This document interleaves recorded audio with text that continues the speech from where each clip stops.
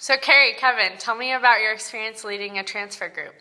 So this last year, Simo and I actually led a transfer group. We were originally both planning on being on E-staff, but then we decided, since they needed more transfer leaders, that we'd actually lead a transfer group together. So it ended up, we weren't planning on it, but it ended up being a fantastic experience.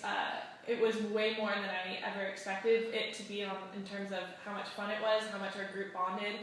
It was very different than leading a freshman group. A freshman group kind of tries to find their bounds in terms of their personality, where they are in a group dynamic, but transfer leaders, or transfer groups, I'm sorry, the Wowies, they already know their personality, they've already explored who they are, and have already found that out. So it's a very different group dynamic. They bonded a lot more, and it was really interesting since some of them came from out of the country, some of them came from community colleges. They worked really hard to get to where they were at, and they're so happy to be here. It was a great experience to lead them. They're new to San Luis Obispo, but they're not new to college life in general.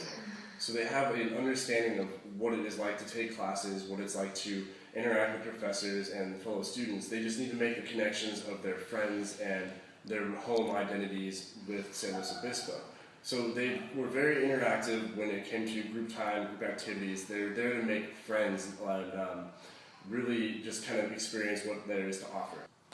They also look to Simo and I as more than just advisors, which they did ask us a lot of questions as the year progressed, but they also look to us as friends. So they've been contacting us to meet up with them. So they've been reaching out to us because they see us as friends, not just as like leaders for them.